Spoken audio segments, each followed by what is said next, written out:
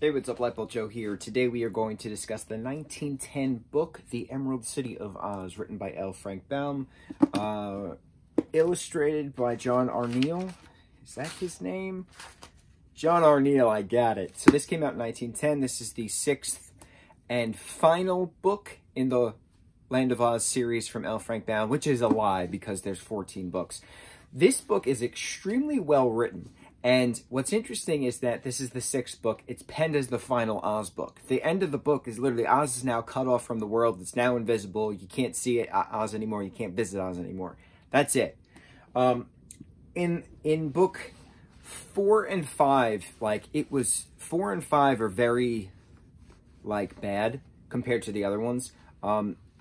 He just didn't care. He wrote them because he had to, and, like, you can tell. And, like, in this sixth book, because it's the final book, this was the last of his contract, so Baum, like, you know, put a lot into this book, and it showed, because it's really well written. If only he did that for all of the books, which is interesting, because then for the seventh book, which is my favorite book, The Patchwork Girl of Oz, that starts a brand new beginning for more Oz books. Then there's 14 total Oz books before he passes away.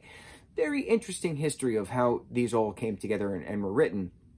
But I wish that he put as much attention to detail or attention to story as in the fourth and fifth book as he did in the sixth book. So this sixth book, The Emerald City of Oz, is great. Like, this is, I had to update my list. My first favorite so far out of the six would be Marvelous Land of Oz, then The Emerald City of Oz, then Ozma of Oz, Wonderful Wizard of Oz, Road to Oz, and then Dorothy and the Wizard in Oz.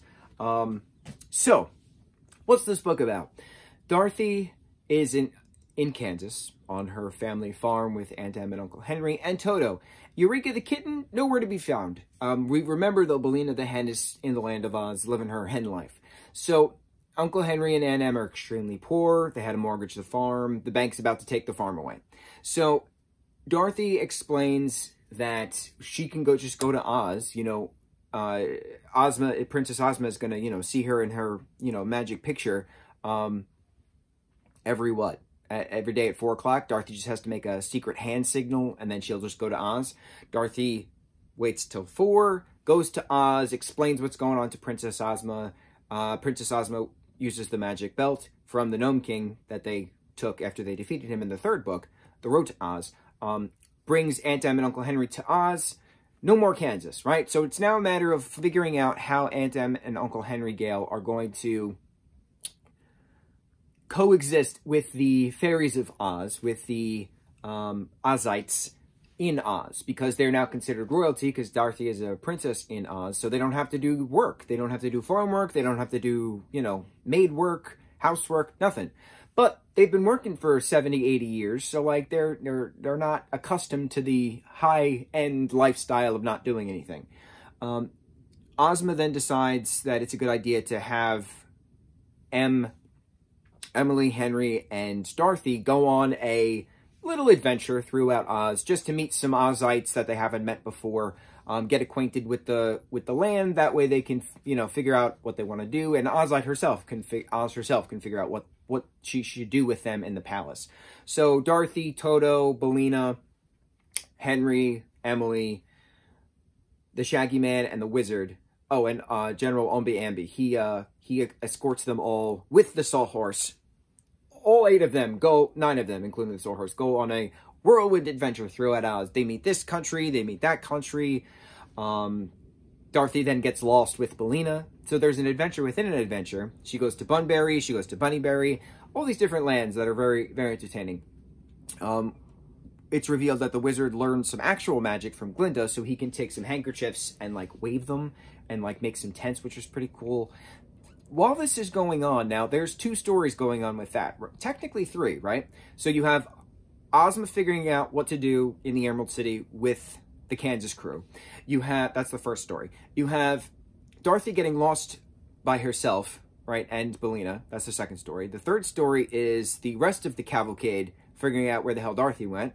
Then the fourth story, while all this is going on, is the Gnome King and his General Guff are planning a revolt against Oz, that they're building a tunnel under the Deadly Desert to invade the Emerald City. but they need some allies along the way. So they make some, you know, allied friends along the way with three various, you know, bad groups of fairy people. They get to Oz after the secret tunnel is built, but then in the course of all this, Ozma puts a bunch of dust in the tunnel, makes them extremely thirsty. That as soon as they break out in the royal gardens of the royal palace in the Emerald City, they run to the nearest water source, which is the Fountain of Oblivion, which has the waters of oblivion, and the Forbidden Fountain, which has the waters of oblivion. There we go. Drink from it. They forget everything that they're supposed to do and who they are. So then Ozma just says, oh, you're, you know, the king of the gnomes, and you're going to tell your people to march back to, you know, your homeland in the land of Ev. So they do that. And then Dorothy and Ozma and company, you know, Jack Pumpkinhead, Tick-Tock, Tin Woodman, Nick Chopper, Scarecrow all go to visit Glinda in the Quadling country, right? Gillikin is north. Quadling is south, I think. I can never remember these things. Do I have a map somewhere? I don't think I have a map somewhere. No, not on me. And then, you know, they were like, you know what? We should, like, cut off Oz. That way no one can intrude. Because, like, the Shaggy Man's friend built a boat to go over the Deadly Desert. You know, we ourselves have a magic carpet that can go over the Deadly Desert. The Gnome King just made a tunnel to go under the Deadly Desert. The Wizard and Dorothy both came over the Deadly Desert in air machines, intentional or unintentional. Balloon and a flying house via cyclone. So, like, it's time to cut off the Land of Oz. So then, Land of Oz was now cut off. No more Oz stories.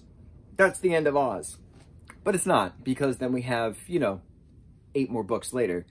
It's interesting because, like I said, I wish he paid more detail, more attention to book 4 and 5, because book 6 is really good. This is a really great book. You know, fight your enemies, but, like, you don't actually have to fight. Just wipe their memories and all is well. So it leads up to a battle that never actually happens, and I think that's pretty cool, because it's a nice little twist that the battle never happens. Yeah, Emerald City of Oz, book 6, 1910 book. This is a very old book. This is 112 years old. Not this particular book, but the story is 112 years old. But yeah, on to the 7th, my beautiful favorite Patchwork Girl of Oz with Ojo the Lucky. I got one of my first tattoos is dedicated to him. This 6-leaf clover, directly for Ojo. That's a big plot point of that series. So on to the next book. Mucho mahalo.